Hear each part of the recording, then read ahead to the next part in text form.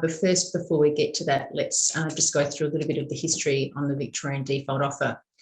So many of you might know the Victorian Default Offer was introduced on the 1st of July 2019, and it's a simple and trusted electricity price set by us, the independent regulator, and not by energy companies.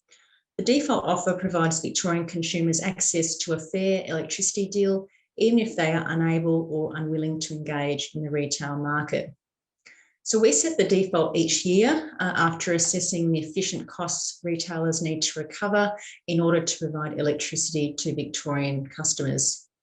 It will not necessarily be the lowest price available to customers, but it is a considered and fair option based on the rigorous assessment of us as the independent regulator. It's also a reminder that Victorians don't need to be on the default offer for it to be useful to them.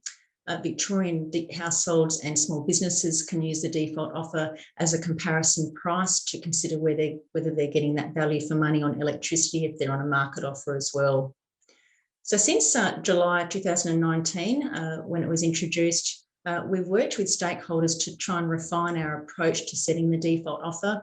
And we believe our current approach best meets our legislative objectives. However, there are several issues that require some further examination, including our treatment of changes to Victorian network tariffs and our temporary provisions for bad debts. So today's presentations, I think, will touch on these issues, but really keen to hear from you today about any questions you have for us to consider as we embark on this year's review, as well as the variation required to the current default offer for changes to network tariffs. Today, you'll be hearing from Acting Project Manager Rebecca Love from the Commission. Rebecca will be taking us through our proposed next steps for the Victorian Default Offer. Rebecca's also going to outline some key issues and remind you where you can provide further feedback to us after today. Then we're going to hear from Ben Barnes of the Australian Energy Council, followed by Patrick Sloan from the Consumer Action Law Centre. I'm going to then commence and moderate our question and answer session around 3:35ish. We'll see how we go before wrapping up at about 4:15. On that note, I think I'm going to hand over to you now, Rebecca, who will take us through the draft decision of the Commission, and then I'll talk to you after that. So I'll hand over to you. Thanks very much, Rebecca. Yes, thank you, Kate, and hello everyone. Thanks for attending our forum today. My name's Rebecca Love and I'm currently Acting Project Manager along with Sonia on the Victorian Default Offer. So as part of this public forum, we're consulting on two processes. One is the proposed variation to the 2021 VDO, and this is to account for changes to network tariffs. And the other one we're consulting on is our review for the 2022 VDO. And just here, I'd like to draw your attention to the two different submission dates. So if you note, we're looking for submissions on the 25th of May for the variation, and for the 2022 VDO review, the 16th of June this year. So the Australian Energy Regulator, or AER, sets network tariffs. And the AER has a couple of processes running in tandem at the moment.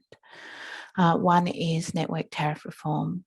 So this has set out a new two-period time of use tariff structure.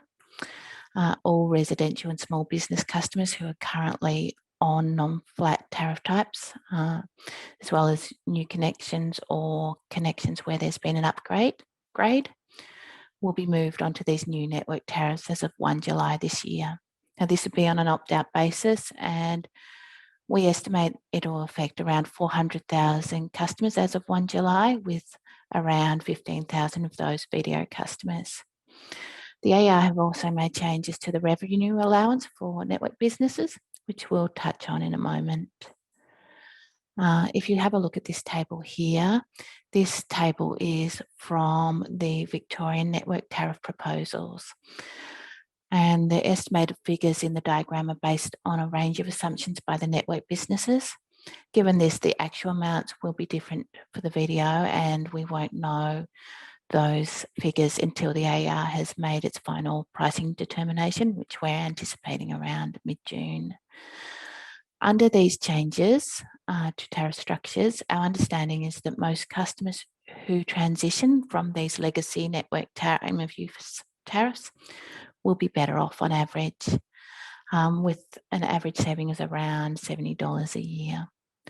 You'll also see it's anticipated around 3 to 4% of customers might not be better off by a small amount to their annual bill as a result of this process. The AR has also made a decision on the revenue proposals for distribution network businesses. So this means the amount of revenue network businesses may recover is changing. Compared with the previous regulatory periods, the new revenue requirements determined by the AR for the network businesses are lower, with probably the exception of AusNet. However, given the transition from calendar year to financial year regulatory proposals, the AR had already approved network tariffs for the first half of 2021, and those tariffs were a bit lower than the tariffs they've approved for this second, the revenue allowance they've approved. So if you compare, it means it's possible that the second half will be higher, but we'll need to wait and see how that actually flows through into tariffs in the video. So what we're proposing is to vary the current video determination to account for these changes to network tariffs, noting that we nominated the changes by the AER as one of the reasons we might vary. So if we don't account for changes in network costs in the default offer, we could impact the ability of retailers to recover their costs or to pass through price reductions to customers. Delaying the changes could also mean customers are paying for network costs over a shorter time frame. In relation to the variation, we're looking at making three changes there. One is we're updating the flat video tariff to reflect the new AER approved rates. The second one is we're proposing to introduce a new 2-period time of use video tariff, which is calculated from the new default time of use tariff as approved by the AER. We're also intending to update the compliant maximum annual bill to reflect that new default time of use network tariff. Currently, the compliant maximum annual bill is calculated based on the flat tariff video rates. Here, if you have a look at the diagram before you now, we've looked at the current approach to regulating non-flat and other tariff types. And you can see the key change we're proposing is introducing a specified time of use tariff. This compares to previously only regulating non-flat tariffs under the maximum bill arrangement. In our previous consultation, we heard that stakeholders prefer specified tariffs. Specified tariffs are easier for customers to understand and they reduce retailers' compliance burden. Here, if you look at our proposed consultation periods for the variation, you can see the condensed time frame. This reflects our previous consultation on this matter, the tight time frames to implement these changes, and the relatively narrow focus of the variation. That is, we're focusing on network tariffs only.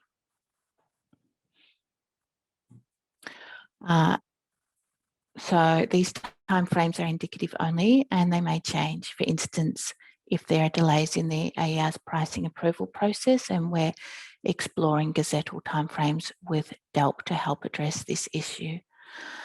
They reflect our intention to align the video with changes in network tariff structures and prices as soon as possible after the network price changes come into effect 1 July this year. In doing this, we've tailored our processes and timeframes for what we consider is most appropriate. And our approach is consistent with the requirements of the pricing order and also the 2021 video price determination. We are also consulting on our approach to the 2022 video. Just wait for Cassius. Thank you. The video is intended to be a safeguard for customers who can't or won't access market offers.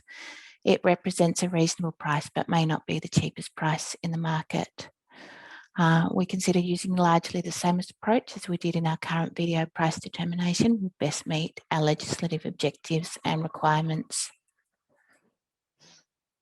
So here we've raised a number of other issues through our consultation paper, and I'd note here on the length of the regulatory period, the VDO government has passed legislation to align the regulatory periods for Victorian network businesses with those of other jurisdictions to run on a financial year basis. So currently the VDO is based on calendar years, and as part of our consultation, we're considering how to best transition to regulatory periods based on financial years.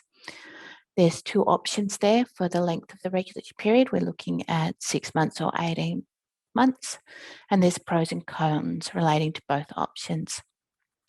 6 months means we'll align changes sooner and reduce forecasting uncertainty risk. 18 months may lead to more price certainty, but there's a greater risk there that costs might diverge. Touching on bad debt allowance, here I'd note last year we included a temporary allowance of $6 for bad debt expenses. And this was given retailers increased provisions for bad and doubtful debts given the coronavirus pandemic. And it acknowledged the expected increase in bad debts during the 2021 period. For this next review, the 2022, we're considering whether this allowance is still required, and we're interested in hearing more from stakeholders on this today. As you can see on the slide, there's a number of other matters raised there. I won't go into them all now, but I do want to touch on still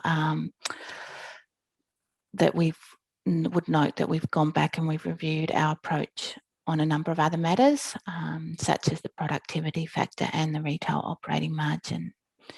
In relation to the retail operating margin, I'd note we reviewed our model and we considered a range of approaches, both domestically and internationally, as well as the margins reported by retailers and the approach of other regulators. And this information suggested to us that our current margin is within a reasonable range. Similarly, we also reviewed our approach to the productivity factor. At this point in time, we consider our approach remains appropriate. And we're looking at developing our cost data set on this.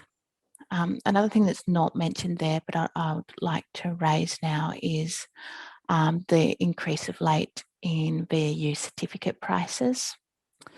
And I suppose one way of looking at this would be that it's a temporary increase and that our current approach ensures that retailers can recover this cost over time, whilst also ensuring that customers are not locked into paying more than needed.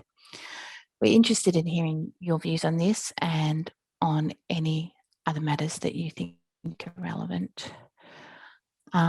Here are our consultation timeframes for the 2022 video. Again, I'd like to note the 16th of June for submissions to this consultation paper review. I'd like to thank you for your time and hand you back over to Kate.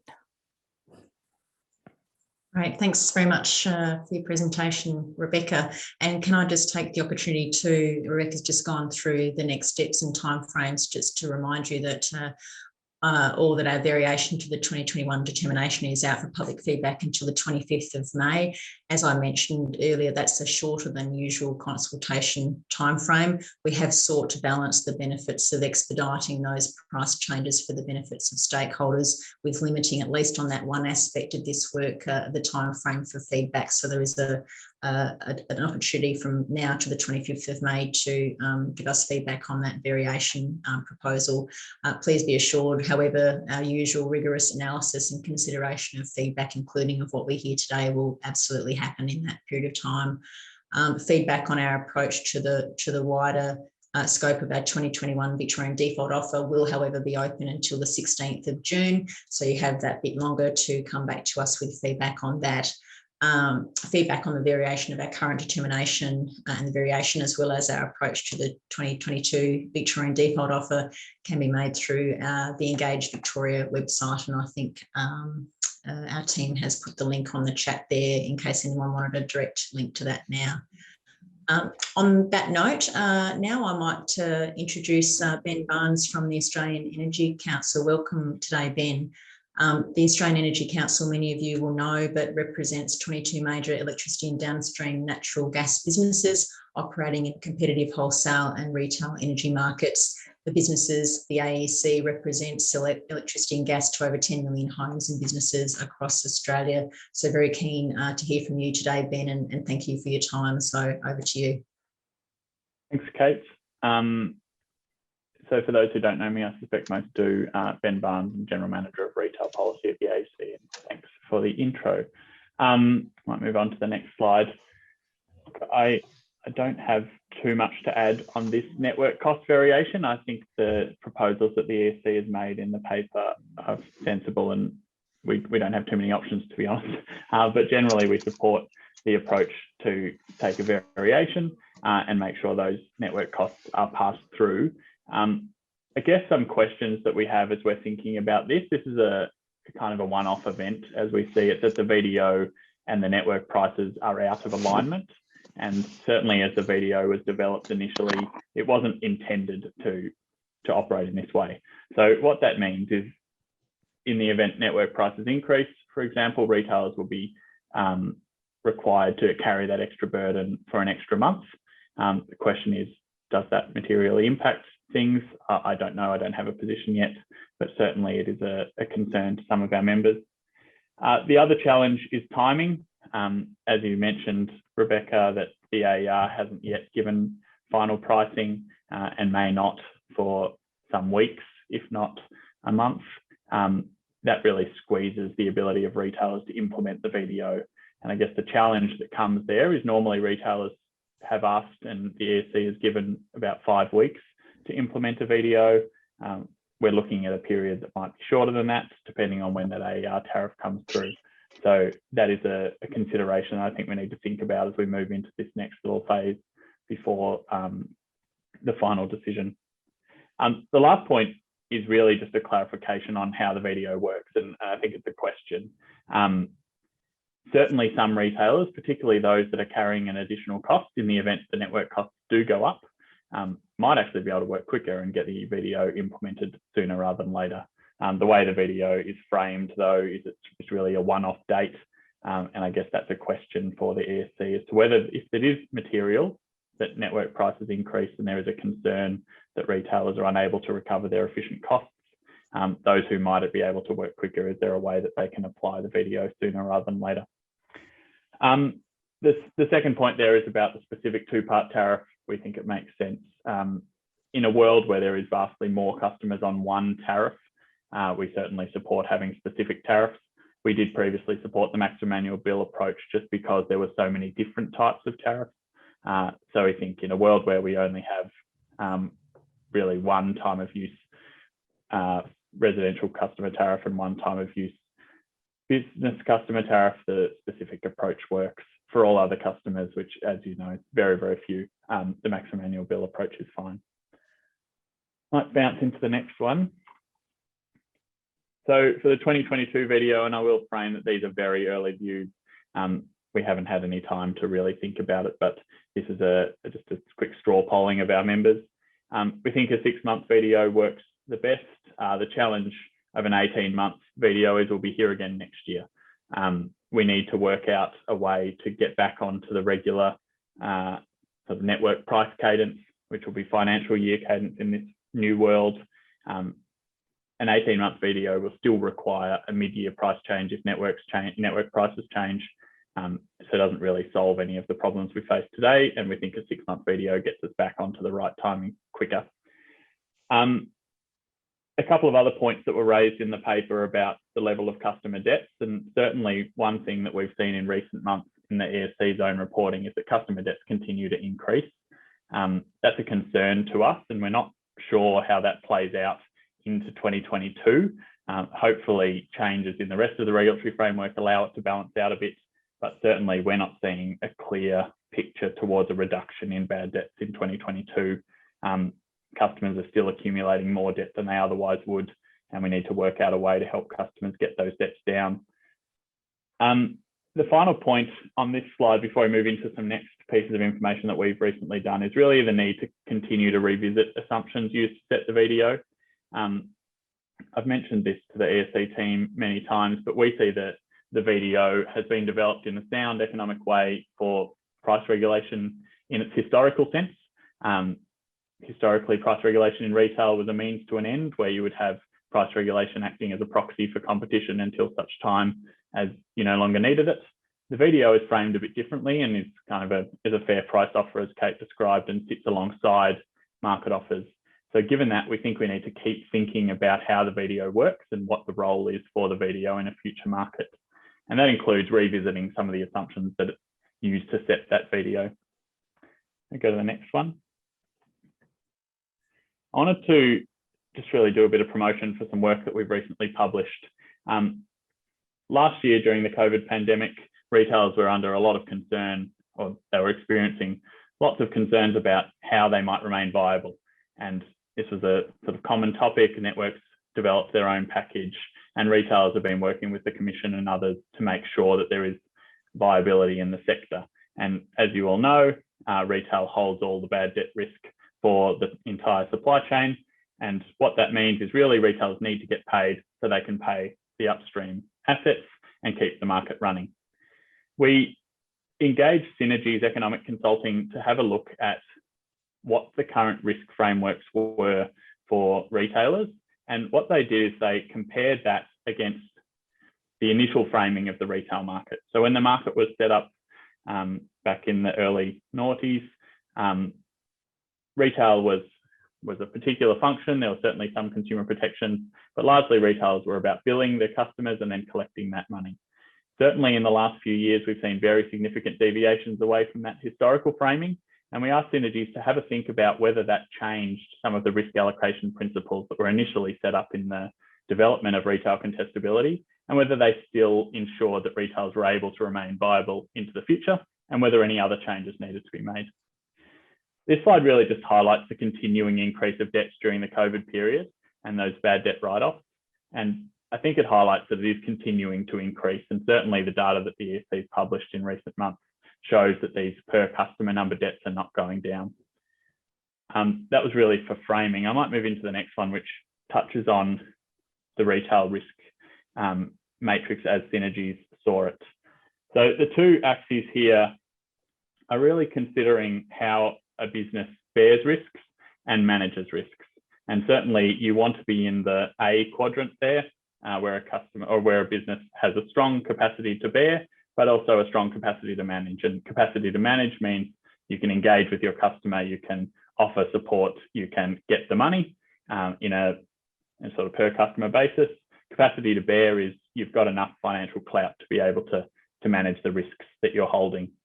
And certainly A is where you want to be, strong on the ability to manage and mitigate, but also strong on the ability to absorb the impact without disruption. B on the left there, slightly weaker on the ability to manage or mitigate, so it doesn't have as many levers that it's able to pull, but remains strong on the ability to absorb the impact. And then down in D and C, is D being weak on both and C being strong on the ability to manage, but also weak on the ability to absorb. And where that's relevant for the energy sector is on the next slide, where Synergies considered the difference between the initial setup of the retail market and the functions that retailers were supposed to perform, and balance that out with the consumer protections that ensured customers had access to energy, and considered what that might have done based on all of the interventions that have come to play. Now, obviously, this is fairly qualitative, it's not quantitative, but what Synergies found, and if you look at the top left corners, you've got state governments and distributors, very high capacity to bear, but very, very low ability to manage debt. Monopoly businesses or governments, they have lots of money or good asset bases that are able to protect themselves, but minimal ability to really influence the outcome. Retailers initially were set up quite broadly in the A quadrant. Certainly different sizes of retailers had very different abilities to bear risk, but the framework enabled retailers to manage risks quite well. One thing Synergy's found is in the last sort of 12 years or so, but really the last 5 years, a shift in the ability of retailers to both manage and mitigate their debts, but also an ability to bear the risks that they were placed under.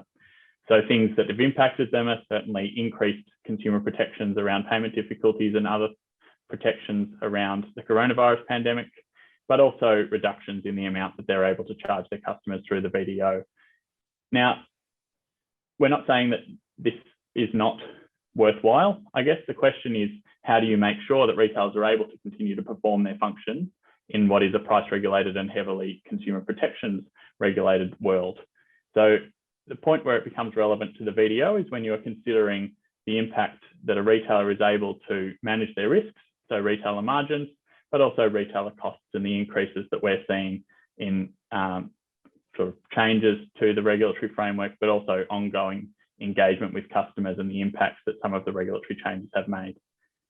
We think it's a good time to start talking about some of this stuff and thinking about what a mature VDO looks like, how we can make sure that some of the benchmarks that are already in place and have been in place for some time can be updated to make sure that they remain timely. We are keen to try and use this report, which didn't say the market was broken, just said that we needed to make sure that we continued to enable retailers to deliver their services to the market, are able to do that in a VDO world. Just move to the last slide. So really looking forward to keeping working on the 2022 VDO. To be honest, don't propose to do a short submission for the variation. I think it's quite clear where we go, but we will certainly be working on the 2022 VDO issues.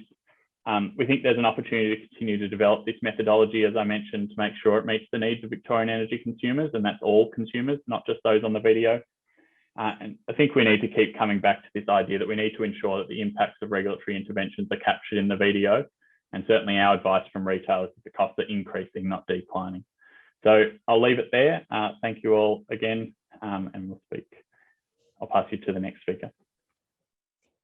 Great. Thanks very much, Ben. Thanks for sharing the wider reflections of that report that the AEC had, particularly on those retailer risks.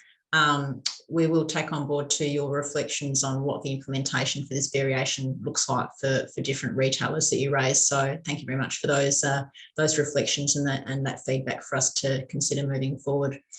Thanks for your time. We now are going to move to Patrick Sloan. Hi, Patrick, from the Consumer Action Law Centre. Many of you will also know CAP, Consumer Action, which is a campaign-focused consumer advocacy organisation based in Melbourne. Formed back in 2006 by the merger of the Consumer Law Centre Victoria and the Consumer Credit Legal Services. Consumer Action is primarily funded by the Victorian Government. And we look forward to hearing your reflections today on the VDO too. So over to you, Patrick. Thanks very much. Thanks, Kate, and thanks to the ESC for inviting us to speak today. Like a lot of things in energy, the video is quite technical and hard for the average consumer to understand and engage with. So we're pleased to be able to share our thoughts based on our work with Victorian consumers. The first two slides are just about Consumer Action's vision and purpose. I think most of you will know who we are. So we're a community legal service that delivers legal advice to Victorians. We also operate the Victorian arm of the National Debt Helpline, which people can call up and speak to a financial counsellor about debts or other credit problems, including energy bills. We regularly get calls from people facing problems with energy debt, which is concerning and relevant for the video discussion. Just the next slide, Cassius. So everyone needs access to affordable energy for health, well-being, and to participate actively in society, even more so with COVID and the lockdowns that we experienced last year that really drove that home. This access to a fair price energy should not hinge on individuals' engagement with a complex and confusing marketplace like we see in energy, and we shouldn't be ripped off if we do not or cannot engage with this market. Our call data from the last 2 months indicates that people are finding it difficult to pay for energy. So our March and April data, we had just under 1,000 people call up for the National Debt Helpline. Of those calls, 13% flagged problems with electricity debt, 6% problems with gas debt, and 2% water. So around 20% of people calling the National Debt Helpline had a problem with energy or water debt. And that was largely consistent with stats we saw last year through the pandemic. As an essential service, as I just said, everyone relies on energy, and it's a problem if it's unaffordable for people, or if people are under consuming and risking their health and general well-being. These sentiments underpin the creation of the video, why it was brought in, and I've just got the objective there, which is to provide a simple, trusted and reasonable priced electricity option that safeguards consumers unable or unwilling to engage in that market. And we strongly support the Victorian Default Offer for electricity. Just to the next slide, Cassie. So turning now to our thoughts on the consultation paper. We're disappointed that falling wholesale costs won't be passed on to consumers in this variation, despite the ESC acknowledging these reductions in the paper. About 5 weeks ago in April, the ACCC put out some data that said that prices should be down in Victoria by between 11 and 14% compared to June 2020, and that spot prices have been significantly lower for over a year now. Compared to 2019, they said that average wholesale spot prices have decreased 58% in Victoria. We've previously criticised the approach the ESC uses to calculate wholesale costs, as it risks overestimating the cost of wholesale energy. The firm that did analysis of wholesale costs in the last video reset, Frontier, even acknowledged that by focusing on the ASX energy traded derivatives while excluding other risk management strategies that retailers have at their disposal, it will systematically overestimate the hedging component of wholesale costs. These inflated costs are then passed on to households via the video. Our simple message on this is that the community expects that decreasing electricity prices should be passed on, and that such a decrease should be reflected in the video, whatever the methodology used to calculate costs. On bad debt, we're strongly opposed to any extension of the temporary allowance for bad debts in the video. I'd also add that including this in the current video was wrong in principle in our view. This is because the primary role of a retailer is to manage risk, including unexpected risk that might cause a rise in bad debt. There's already an allowance in the video for regulatory compliance, including the payment difficulty framework, so there should be no requirement for anything additional. The ESC notes in the paper that financial statements from AGL in particular show that bad debt forecasts have been overstated, and I think Origin carried forward some forecasts. We've also seen this in the banking sector, where we've seen all the big banks reducing their bad allowances substantially. Given these reductions in forecasts, we would argue that the ESC could even recoup some of the bad debt provisions that were allowed in the current video and that might not have played out as forecast. We're also concerned about how bad debt pass-throughs, if they're allowed, could impact how a retailer behaves. And by this we mean we're getting a lot of calls, particularly last year in the pandemic. We were keeping an eye on retailers following the statement of expectations put forward by the ESC, and many customers calling us for assistance were getting poor or inadequate hardship offered by their retailer. And to be clear, these customers want to pay their bills. We don't get calls from people where customers are refusing to pay bills, which we often hear from retailers. It's simply that they don't have the funds to, at the moment, or that their situation means that they're using more energy than they can afford. Retailers must have an incentive to engage appropriately and assist these clients with debt, including through the payment difficulty framework, which we're not seeing all the time. Allowing energy retailers to simply pass costs on associated with bad debt through the video sets up a perverse incentive, in our view, to let those debts accumulate on retailers' books, knowing that they could be recovered through the video, for example.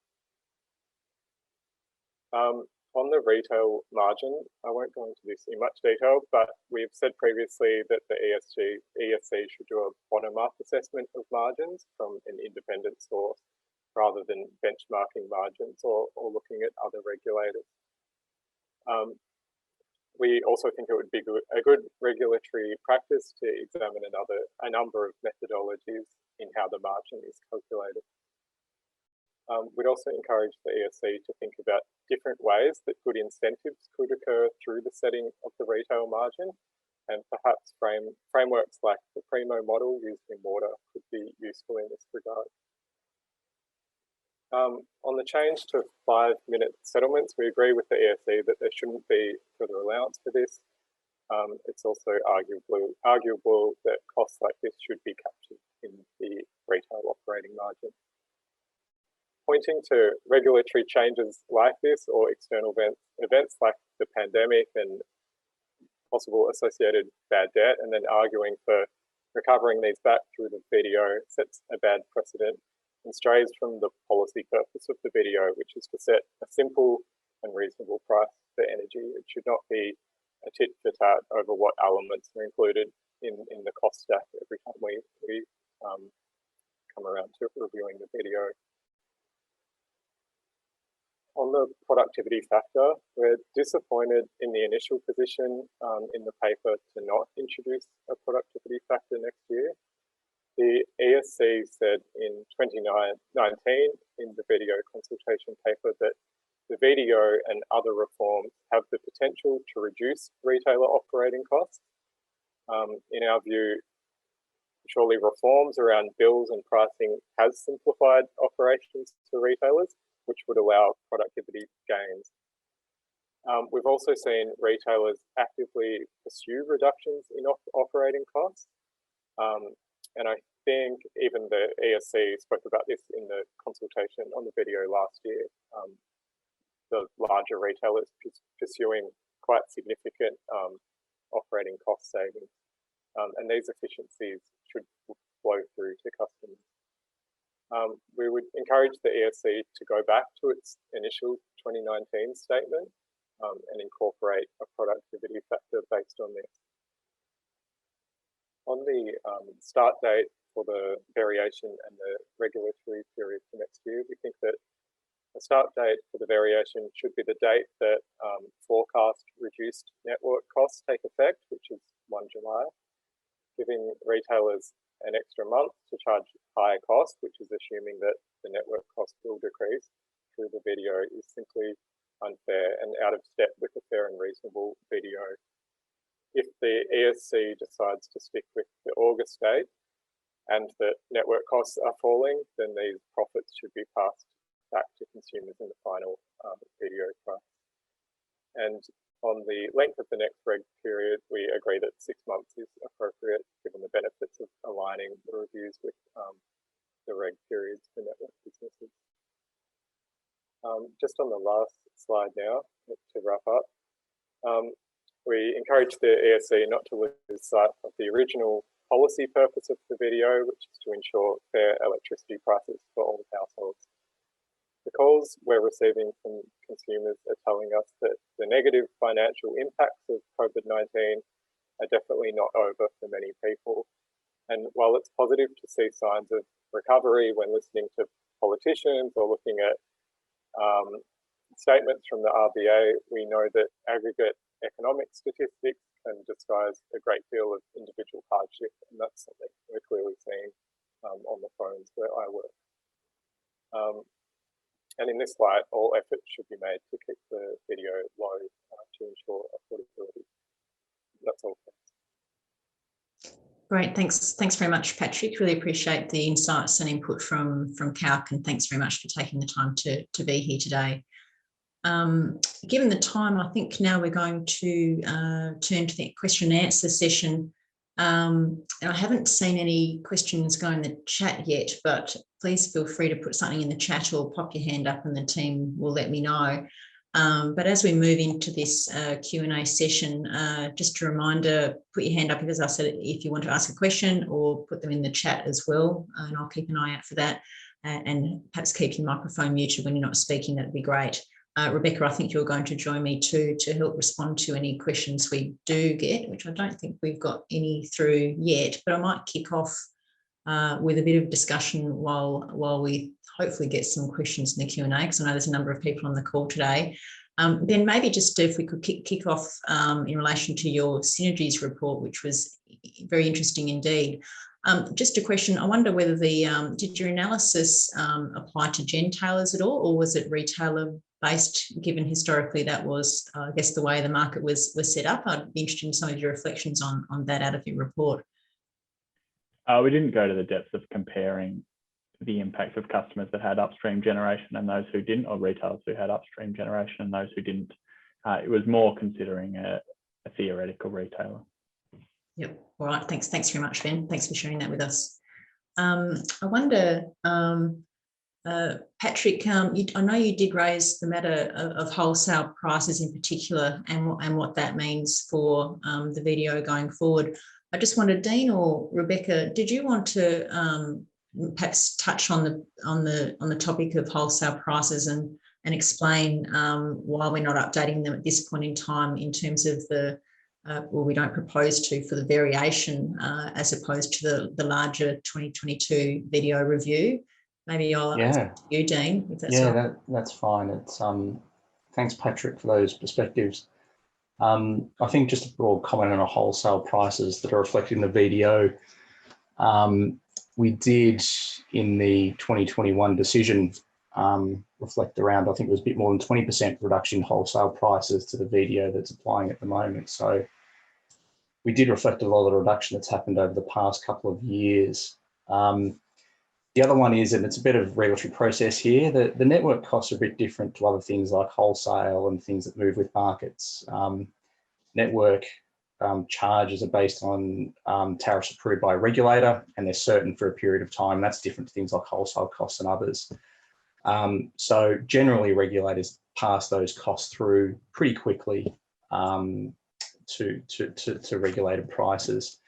And we are aware that other costs are moving about too. Some have increased. I think Rebecca mentioned some of the environmental costs have actually gone up. So there are swings and roundabouts in a regulatory decision. And a lot of it is about just recognise the different nature of things like network costs in our price setting process. And we didn't jump in a couple of years ago when wholesale costs increased quite sharply. So a bit of it is maintaining symmetry in our approach, but also recognising the difference of the nature of network costs. And I think just the other one, practically, if we sort of opened up different elements of the VDO, it'd take us quite a while. It'll probably lead into late this year or early next year anyway. So there is a timing thing here as well. I think they're the main things, but certainly take on board your comments on the approach. Thanks very much, Dean.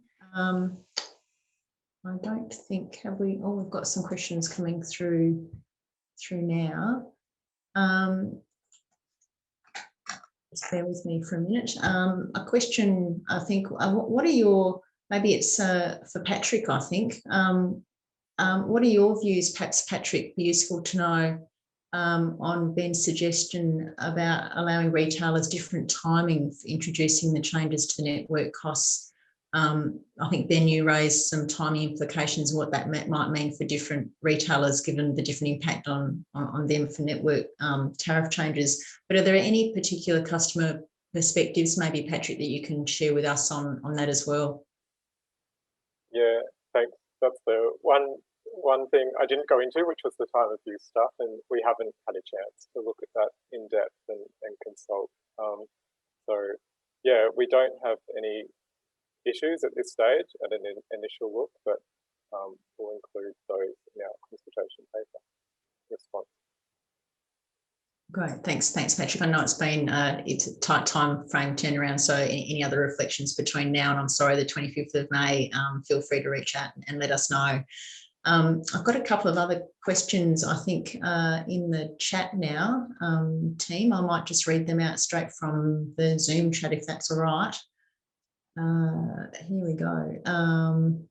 How is the ESC planning to consider AusNet's new tariffs, time of use and CL, when it comes to prescribing rates for time of use and flat and CL tariffs? Will it simply use the controlled load charge for both flat and time of use tariffs? And will it use 4,000 kilowatt hours for the TOU portion and 2,000 for the CL portion?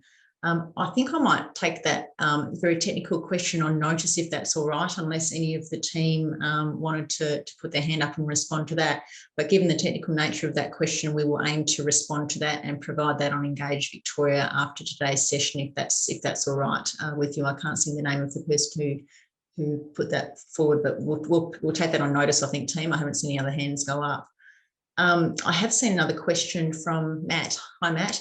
What would be the practical impacts from choosing a 6-month or 18-month period for the next VDO in terms of forecasting market-based costs?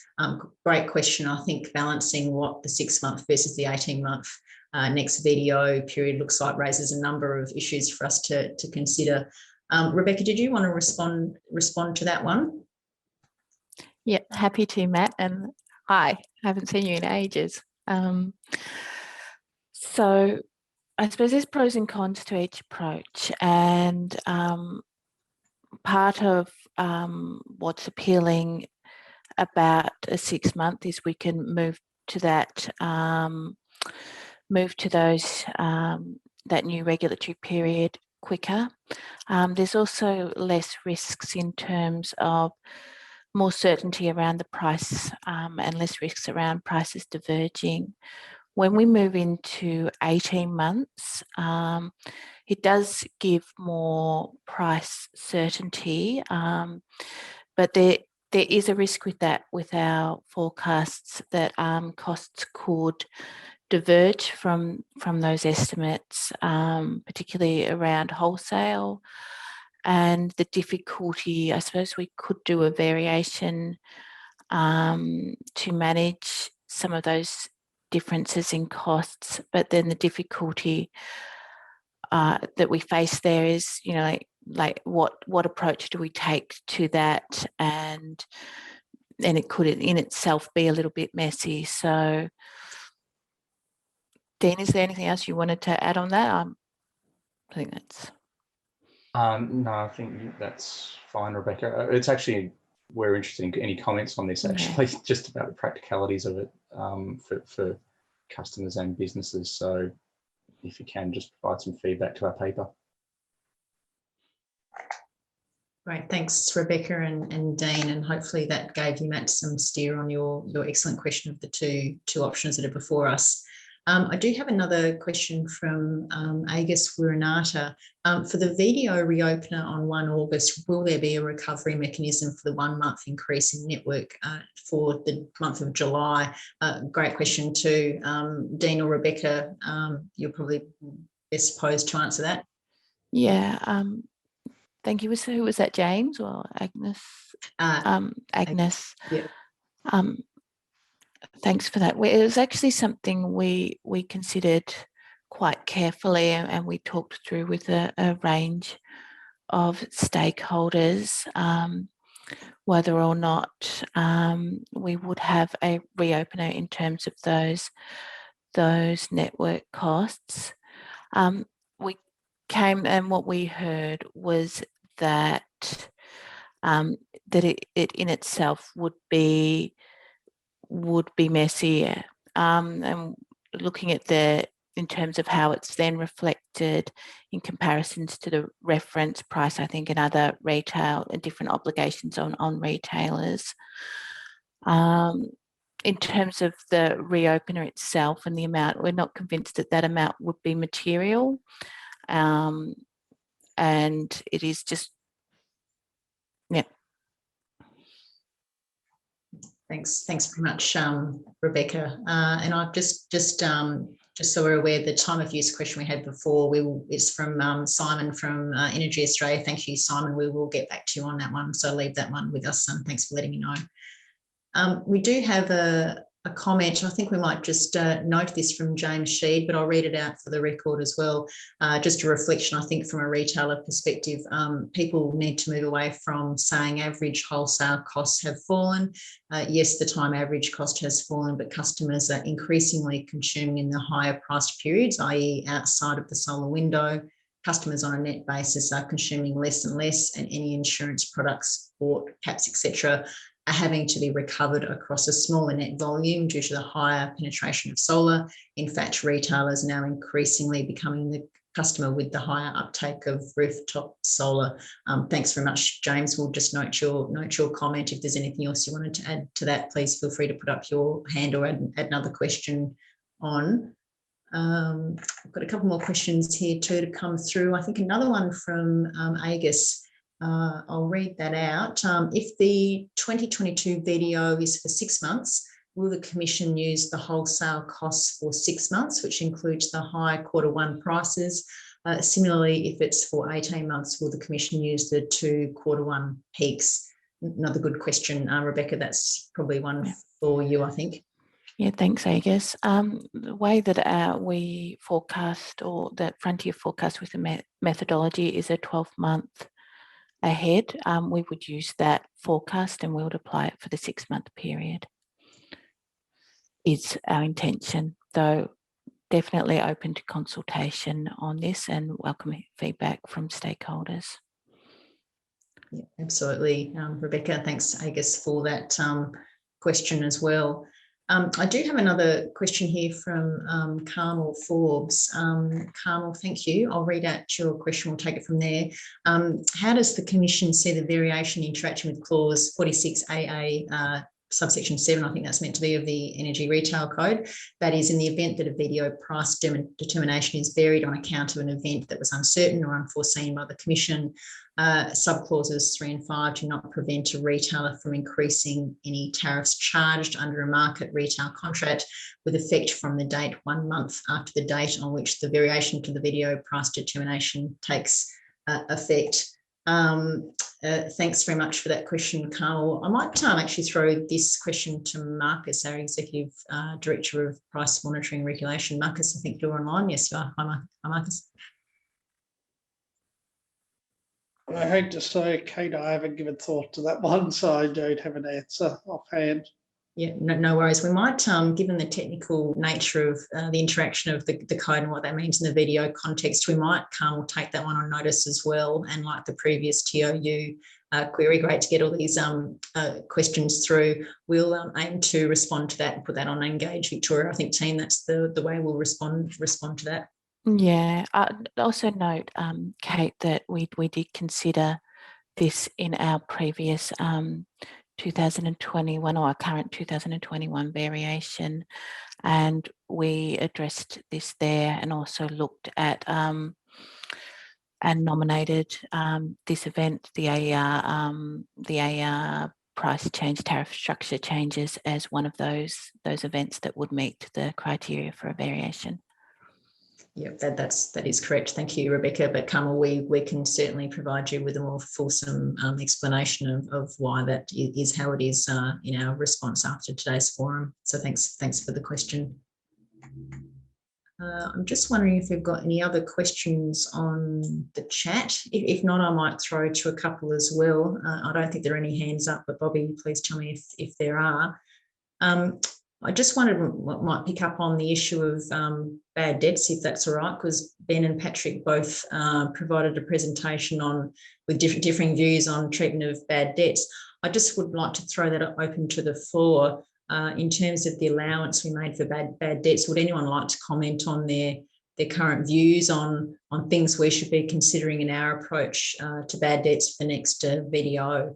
I'll throw that question out there and see if anyone wanted to put their perspective on. I know we've got a number of retailers around the table, as well as others from consumer groups. So any further reflections on that to help us get to a point where we can make a decision on what that looks like for the next VDO would be helpful. big question, I know. And if there's nothing to talk about on that aspect now, I don't think there's any hands up, Bobby, but please tell me. Kate, I'd be really interested in hearing from AGL just some of the reasons behind why they adjusted their forecast on bad and doubtful debts, and just some of the information behind the statements that they made in their half-yearly report. So if they were able to share that, that would be fantastic. Good point, Rebecca. I think we do have a couple of representatives from AGL, not to put you on the spot, but if you did want to make some comment in response to those issues Rebecca raised, please feel free. And if now's not the time to, always have the opportunity to provide some obviously written feedback to us between now and the 25th and now and the 16th of June on that particular issue as well. All right, I don't see any other questions in the chat. Rebecca or Bobby, no hands up. Is there anything else the team would like to pose or raise while we've got a bit of a gap in the conversation?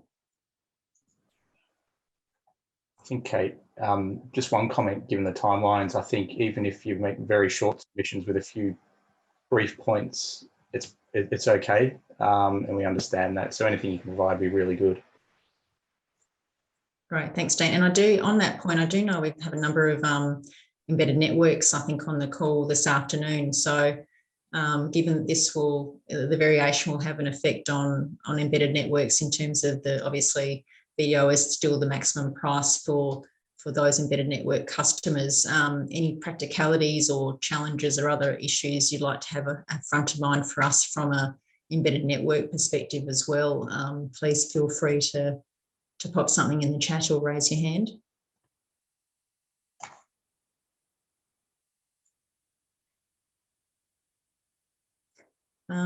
Well, I don't see any chats and I don't see any hands up, and we are a little bit ahead of time, but I did want to make sure that everyone felt like they were able to be heard and raise any issues they'd like to have the Commission consider as we move towards the decisions on the variation. Of course, is a bit longer to engage with us on the video 2022 issues as well.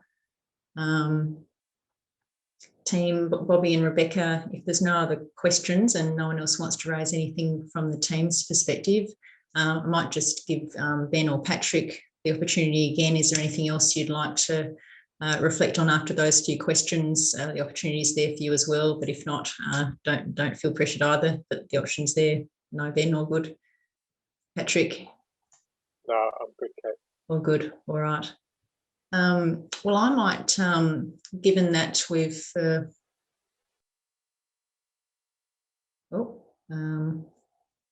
is there another question from Simon? So I've just seen another little chat there. Simon, did you want to talk to anything, put your hand up at all? You're most welcome. Yeah, hello.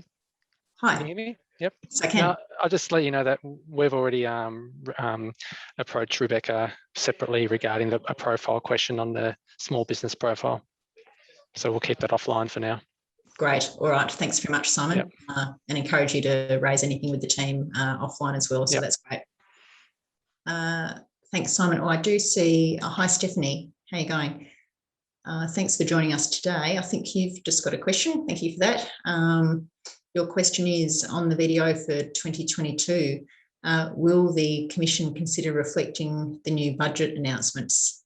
Very timely. For example, payroll tax and land tax increases in the retail operating costs. This might be a question on the cost stack for you, Dean, I imagine. Are you able to respond to that now, or would you like to provide some detail after today? I think we're open to assessing any changes in efficient costs from a business. So that would be something I expect that people comment on their submissions to us, and we'll consider it, yes. Great, thanks, Dean. Stephanie, anything else you wanted to raise, or you've said thanks, that's great. Thanks for raising the question. All right. Well, unless there's anything else anyone would like to raise, I might move to close the forum today. But certainly, as I mentioned before, there are a number of opportunities to provide further feedback to us as we go forward from today. Thank you, Natul. You've just put all of those links in the chat for everyone to access those. But thanks very much, everyone, for your comments and questions. That's been really valuable to hear some of the issues that are front of mind for you. And as I said, please feel free to make comments or a final submission on our variation. As Dean said, that can just be a couple of dot points. We know that the time frame is short.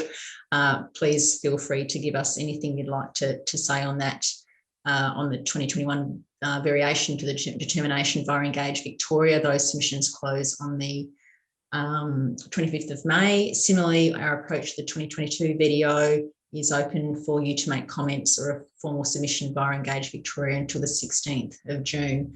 I think the team are also very happy to engage with you by phone or by email at video@esc.vic.gov.au. I might just make a couple of reflections too, but just to give you a sense of what I've heard today. Thank you, Ben and Patrick, for your presentation.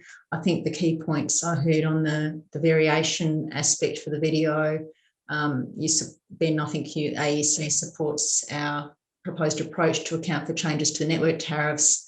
There were some concerns about how retailers will recover potential losses for the month of July. I know you had a question on that as well.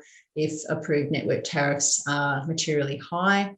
There were also some concerns about why wholesale costs are not considered as part of the variation and the tight time frame for retailers to implement video variation as well. So please feel free to give us more information about those practicalities and challenges in the next week or so.